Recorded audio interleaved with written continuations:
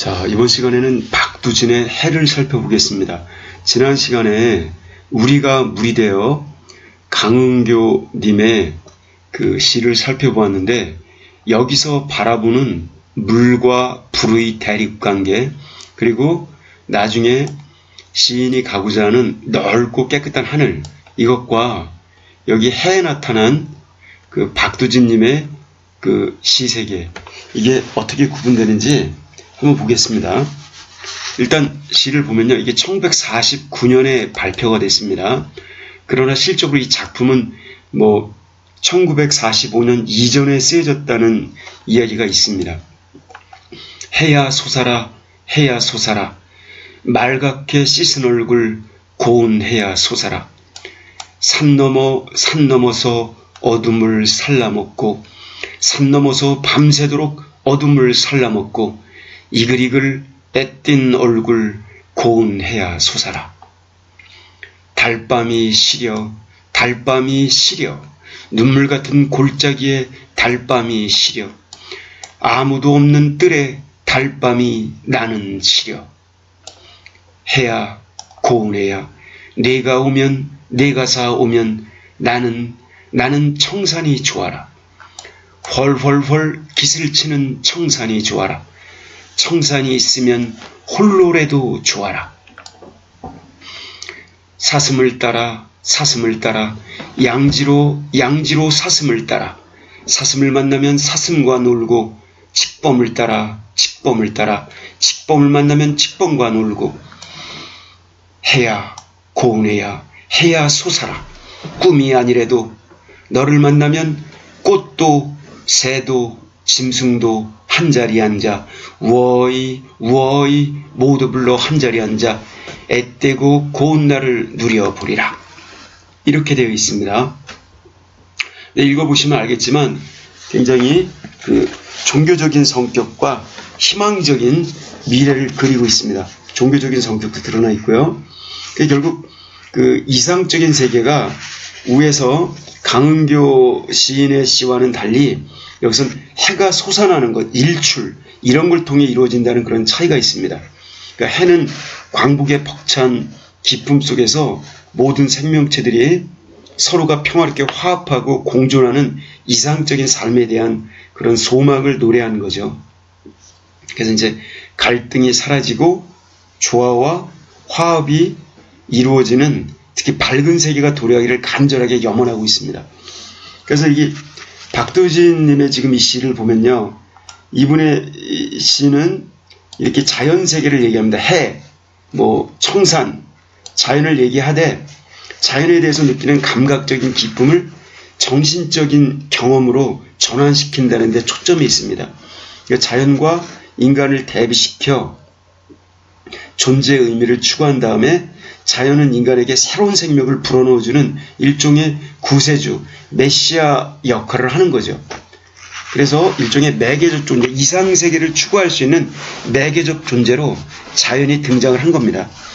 그래서 이 시가 이제 시기적으로 볼 때도 이 시인 박두진님의 시세계는 해방과 6.25를 분기점으로 해서 바뀝니다. 즉, 이상향에 대한 강렬한 그런 의식을 보이는 초기의 경향, 이게 이제 청록집에 실려서 청록파라고 하는 그 시인 명칭을 갖게 되는 거죠. 청록집과 그 다음에 해의 세계, 그 다음에 나아가서 이제 민족의 구원과 소명의식, 이런 게 삼위현실에 대한 비판으로까지 나아가게 됩니다. 그리고 이제 말기에 이르면은 기독교적 종말론, 이런 걸 갖다가 드러내면서 신앙적인 모습을 많이 드러내죠. 그래서 일단 여기 시는 해야 솟아라, 나는 시려, 홀로라도 좋아라, 이렇게 칙봉과 놀고 박력 있게 나갑니다. 굉장히 열정적이고 상징적이고, 그리고 좀 누려보리라, 이렇게 말을 하면서 되게 미래지향적이고 예언적인 모습을 띠고 있습니다. 그리고 읽어보시면 알겠지만 해야 솟아라, 해야 솟아라, 말갛게 씻은 얼굴 고운 해야 솟아라, 일종의 사음보, 굉장히 급격한 그런 리듬을 갖고 있습니다. 사음보 형태. 그러니까 해방 이후의 민족의 웅대하고 기쁨에 찬 미래의 모습을 추구하고 있는 거죠. 여기에서 해야 솟아라 해야 솟아라 맑게 씻은 얼굴 고운해야 솟아라.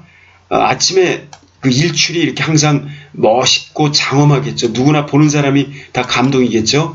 산 넘어서 어둠을 살라먹고, 여기 어둠을 살라먹고, 여기서 원래 사르다와 불사르다와 먹다를 합친 말인데 좀 강한 의미인 거죠. 그래서 불태워 없애다.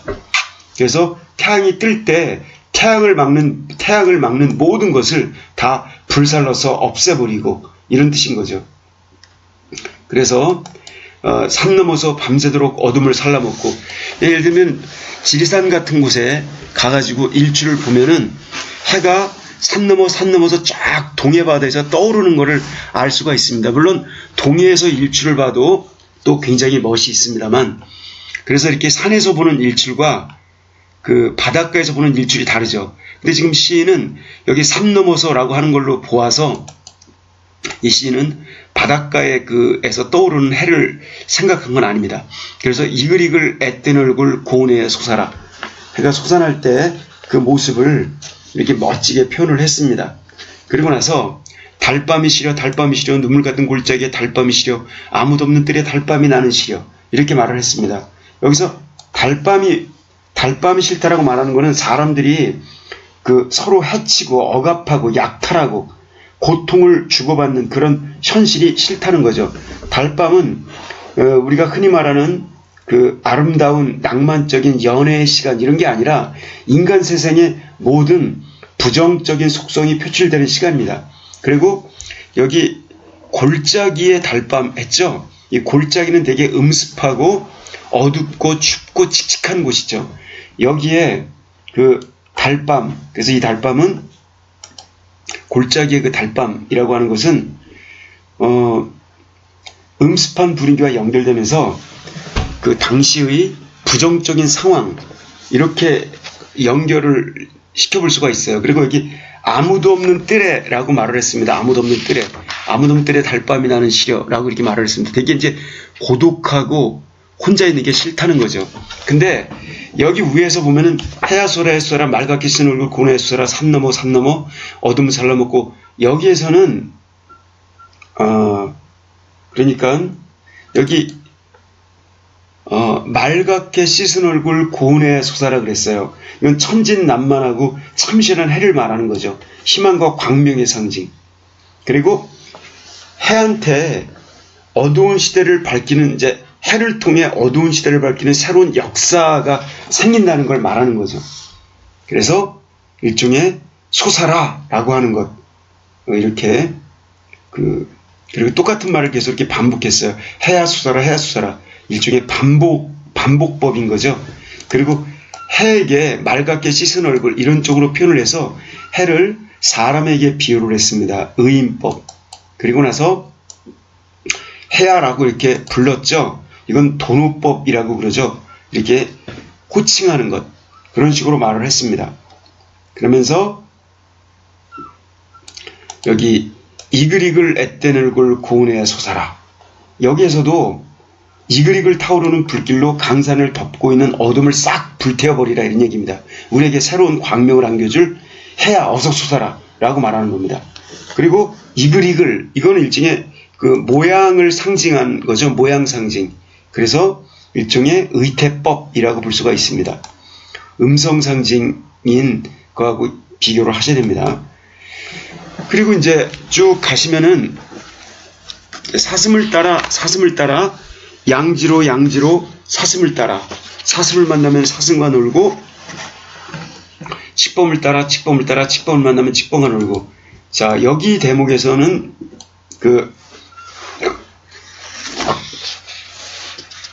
사슴을 만나면 사슴과 놀고, 그 다음에 칙범을 만나면 칙범과 놀고, 이런 말을 했어요. 이거는 좀, 칙범이라고 하는 거는 갈범을 말하는 건데, 칙칙한 그런, 그러니까 결국 이게 우리가 말하는 호랑이인 거죠. 근데 표범, 이 검은 이런 무늬, 얼룩무늬 같은 거 있는 표범, 줄무늬가 있는 표범과 구분해서 갈범, 이거 호랑이 말하는 거죠. 갈범. 이렇게 말을 하고, 여기에서 어떻게 사슴이랑도 놀고 양지를 따라 그 다음에 사슬만 사슬을 놀고 칙범을 만나면은 칙범이 같이 놀아주겠습니까? 그러니까 이 칙범은 호랑이인데 호랑이는 우리를 잡아먹겠죠. 우리를 죽이거나. 근데 칙범과 놀다라고 하는 이와 같은 사고방식은 기독교적 사고방식에서 가능한 겁니다. 그 기독교의 그 에덴 동산 있죠. 에덴 동산에 보면은 그 기독교 사상에서 기독교 종교관에 따를 때 그 기독교의 그 절대자인 그 하느님이라는 절대자가 인간 아담과 이브에게 그 에덴 동산이라고 하는 천국을 관리할 수 있는 자격을 줍니다. 관리할 수 있는 관리자 자격을. 그렇게 하기 때문에 아담과 이브는 모든 동물, 식물을 통솔할 자격을 갖게 되는 거죠. 거기에서는 이제 서로 같이 모두가 이렇게 평화롭게 공존하는 모습으로 나타나 있습니다. 그러나 그게 지금 이런 사고방식은 이 박두진의 이 해야수사가 굉장히 좋게 여겨지지만 이게 좀 문제가 있는 사고방식입니다. 이게 뭐냐면은 이 자연세계를 제대로 표현한 게 아닌 거죠. 이 칙범을 따라 칙범을 만나면 칙범과 놀고 했는데 거기 그러니까 사슴은 풀을 뜯어 먹지만 호랑이나 이런 늑대나 사자나 이런 육식동물들은 육식을 하지 않을 수가 없어요. 그게 자연의 법칙이지 않습니까?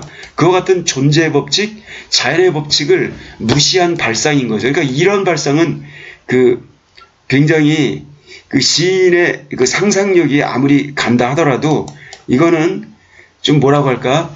좀 앞뒤가 안 맞는 그런 얘기인 겁니다. 결국 종교적 환상 속에서나 가능한 이야기라는 거죠. 결국 여기서 이 시인의 어떤 종교적 환상이 아주 극에 달았다고 저는 생각을 합니다. 그리고 해야 고운해야 솟아라 꿈이 아니래도 너를 만나면 꽃도 새도 짐승도 한자리에 앉아. 역시 똑같은 얘기를 계속하는 겁니다. 꽃도 새도 온갖 짐승도 한자리에 앉아 워이 모두 불러 한자리에 앉아 애떼고 고운 날을 누려보리라. 그러니까 천국에서 모두 평화를 누리면서 같이 살겠다라고 하는 건데 이러한 사고방식, 이게 평화를 갈망하는 거죠. 굉장히 한자리에 앉아. 여기서는 이게 꽃도 새도 미추 뭐 남녀노소 남녀노소까지 뭐하고 선과 악 평화로운 그런 모든 선과 악의 모든 존재들이 대화합해서 모두 앉아 낙원의 기쁨을 누리는 그야말로 파라다이스의 모습, 이런 걸 갖다가 이런 환상을 지금 이 시 속에 담아놓은 거죠. 그러면서 여기 이제 그리고 여기서는 이제 해야 고운해야 뇌가 오면 뇌가 싸우면 나는 청산이 좋아라. 홀홀 기슬지는 청산이 좋아라. 청산이 있으면 홀로라도 좋아라. 우에서는 달밤이 시려 눈물 같은 골짜기에 달밤이 시려 아무도 없는 뜰에 달밤이 시려 아무도 없는 뜰에. 결국 나 혼자 있는 고독이 싫다. 혼자 있는 게 싫다라고 말을 했습니다. 달밤에는. 근데 해가 뜨는 대낮에는 해가 뜨는 그런 일출, 이때는 혼자라도 좋다라고 말을 하는 겁니다. 해가 뜨는 조국광복, 광명이 오고 나면은 혼자인들 어떨 소냐라고 말하는 겁니다. 그리고 여기서 내가 유의 뜻인데 뇌가 이거 일종의 사투리죠. 근데 뇌가 여기 사를 붙여갖고 좀 강하게 말하는 겁니다. 일종의 강세 접사가 되는 거죠. 강세엄이라고 봐도 뇌가 오면 나는 청산이 좋아라 라고 말을 하는 겁니다. 그래서 일종의 이 뇌가 사는 강세 보조사를 볼게요. 강세 보조사. 강하게 말을 하는 거죠. 이런 쪽으로 시가 전개가 됩니다. 결국 이제 이 작품을 쭉 우리가 빠르게 읽어봤는데 이 박대준님의 이 시를 보면은 이게 1946년 5월에 발표가 되었지만 실질적으로는 8.15 해방 전의 것으로도 볼 수 있다는 겁니다. 근데 이제 어둠은 일제치하의 상황이라는 것을 감잡을 수가 있습니다. 그리고 작중인물은 해야수사라고 간절하게 외치죠. 뒤집어 보면은 현재 처해 있는 상황은 아직 어둠인 겁니다. 해 뜨기 전이니까. 사슴과 만나면 사슴과 놀고 칙범과 놀고 그런 평화로운 세계를 갈망합니다. 공포스러운, 그러니까 이제 현재 속에 속에 속해 있는, 그 현재에 속해 있는 이 세계는 사람과 사슴과 칙범이 서로를 두려워하는, 해치는 공포스러운 상황이라는 걸 갖다가 추론해 볼 수가 있습니다. 그리고 그것을 인간적 의미로 풀이하자면 사람들이 서로를 해치고 일제가 그 약탈을 하고 그 강권주의 제국주의를 표방하면서 한반도를 침탈하고 이런 것처럼 억압하고 약탈하고 괴로움을 당하는 그런 현실 모습이라는 거죠. 그래서 이와 같은 어둠의 시대, 공포, 갈등의 세계를 벗어나서 밝고 아름다운 삶을 찾고자 하는 간절한 소망, 이걸 갖다가 이렇게 담고 있습니다. 굉장히 급박한 호흡으로 갑니다. 그래서 해야쏘라 쭉 가면서 이론에서는 이제 이글이글 천진난만한 모습, 애띤 모습 얘기를 합니다. 게다가 이제 쭉 가다가 서면서부터 여기 네가 서면 나는 청산이 좋아라, 뭐 청산이 있으면 좋아라, 사슴을 따라 양지로 사슴을 따라 어쩌고저쩌고 얘기를 합니다. 그래서 이제 그 밝은 빛이 딱 비춰지고 나면 티 없이 맑은 자연세계가 눈앞에 쫙 펼쳐지게 됩니다. 굉장히 아름다운 모습이겠죠. 이제 그게 청산인데, 그 청산에서 사슴, 칙범, 꽃, 새, 짐승들이 등장을 합니다. 그 청산은 훨훨 기술치면서 한껏 아름다움을 보여줄 것이고, 그 속에 이제 온갖 짐승들이 그 서식을 하는 거죠. 그래서 그 애띠그 고운 날 이런 자연물들과 더불어서 티 없이 밝고 순결한 삶을 누리게 된다라고 하는, 조국 개방이라는 역사적 의미에서 한 걸음 더 나아가 기독교적인 세계 속의 낙원, 파라다이스 모습이 여기 그려져 있다는 겁니다. 그래서 기독교적인 그 파라다이스 세계 속에서는 자연 세계에서까지 일체 갈등이 해소된, 그러니까 약육강식이나 어떤 적자생존 이런 논리가 적용이 안 되는 평화로운 세계가 시 속에서 그려지고 있는 거죠. 물론 그거는 일종의 시인만의 생각인 거죠. 그 현실 세계는 그렇지 않죠. 자, 이렇게 시가 쓰여져 있습니다. 그래서 이제 이 박두진님 같은 시인을 갖다가 청록파라고 말합니다. 특히 이 사람은 해에 대해서 많이 시를 써서 해의 시인이라고 말을 하고, 이제 그 해라고 하는 구체적 사물을 통해서 광복의 기쁨을 제시하는 겁니다. 그러면서 이제 어둠이 거친 청산에서 이 찬란하게 펼쳐질 조국의 미래사, 심지어는 민족의 낙원으로까지 이렇게 우리로 하여금 갈구하게 만드는 것이죠. 그래서 그 어둠, 달밤, 골짜기, 직범, 짐승 이런 거, 그 다음에 악, 추, 강자, 그러니까 이제 어둠, 달밤, 골짜기, 직범, 짐승 이런 거는 악이나 추함이나 강자의 이미지를 드러내는 겁니다. 근데 해, 사슴, 청산, 꽃, 새 이런 것들은 이제 그 선하고 아름다운 것, 약자의 이미지를 그 대표하는 것으로 보는 거죠. 아주 일종의 동심적인 그러한 사고방식으로 볼 수가 있습니다. 그리고 이제 그 평화가 충만한 이상세계를 그리는 거죠. 이제 해를 갖다 이렇게 찬양하는 것은 일종의 원시적인 태양 숭배 사상 이런 것하고 연관이 있죠. 그리고 에덴 동산을 연상하면서 조국 광복의 신천지를 예찬하면서 시를 쓴 것처럼 보이죠. 시 속에서 그런 게 곳곳에 나타나죠. 그리고 여기서 이제 달밤이 싫다라고 했는데 이 달밤이라고 하는 거, 달밤이 싫어 요 대목에서 달밤을 굉장히 싫어합니다. 결국 이 달밤으로 표상된 것은 민족의 오랜 슬픔을 말하는 거죠. 그래서 결국 그러한 거를 떨쳐버리고자 하는 겁니다. 그래서 이제 쭉 보시면 다 이해가 될 것 같고 별로 어렵지는 않죠? 어렵지는 않습니다. 이제 청록파 시인들 하면은 박두진, 조준, 박목호를 말하는데 이때 그들이 낸 시집이 청록집이라고 하는 그 시집인 겁니다. 청록집. 결국에 49년이 아니라 청록집이니까 46년이 되는 거네요. 그래서 여기 그 청록집을 냈는데 청록집에 나와 있는 시들 대부분 일제 말기에 쓰여진 시들입니다. 공통점은 청록파라는 이름에서 알 수 있지만 그 자연을 예찬한다는 것, 가혹한 시대를 견디려는 의지를 엿보게 해줍니다. 자연 예찬에서. 그리고 그 전통 시가에서 흔히 그 조화로운 이상세계의 상징물로 등장하는 자연에 대한 예찬, 자연에 대한 지향을 계승하고 있다는 특징을 지니고 있습니다. 구체적인 시적 지향이나 표현의 기교면에서는 서로 그 박두진, 조지훈, 박목월이 좀 다릅니다. 조지훈 같은 경우에는 회고적이면서 민속적인 그런 소재를 통해서 민족적 정서나 전통에 대한 향수, 아니면 불교적인 선의 세계, 이런 거를 그려냅니다.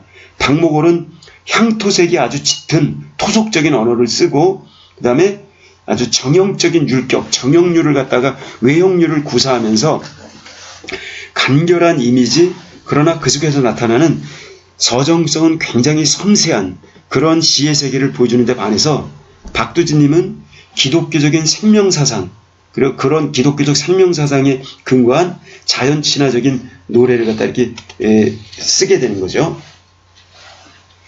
그래서 이 부분은 나중에 뒤에서 좀 더 구체적으로 살펴보기로 하고요. 그 다음 대목, 여기 이제 추천사를 보겠습니다. 이 추천사라고 하는 것은 자, 일단 여기서 끊어서